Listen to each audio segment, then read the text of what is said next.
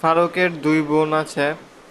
এরা ফারুকের বাড়ির সামনেই একটা জায়গা আছে, সেখানে বাড়ি বানিয়েছে। দুই বোন পার্টনারশিপে 6 তলা বিল্ডিং বানিয়েছে। তো এই দুই বোন হজে যাবে ঠিক করলো।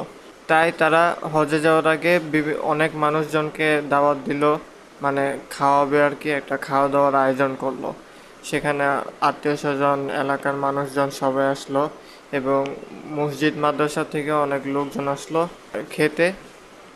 এবং সেই দুই বোনের জন্য দোয়া করা হলো এবং দোয়াতে এটাও বলা হয়েছে যে সেই দুই বোনের মতো বোন যেন প্রত্যেক ঘরে ঘরে হয়। আর সবচেয়ে হাস্যকর ব্যাপার হলো, ফারুককে এখানে দাওয়াত দেওয়া হয়নি। উল্টো ফারুককে আরও বকছে সেই দুই বোন যে এখনো ভাড়ার টাকাটা পায়নি বা বাসা ভাড়াটা পায়নি, এই সেই। ফারুকের বাড়ি দখল করে ফারুকের জায়গা জমি সব নিজে নামে নিয়ে ফারুককেই বলছে যে বাসা ভাড়া দিতে। এটা দেখে অনেকেরই খারাপ লেগেছে, কিন্তু কেউ কিছু বলেনি। আর সমাজের হর্তাকর্তা বা বড় বড় সর্দার যারা আছে, এরা তো সেই দুই বোনের প্রশংসা করতেই লাগলো।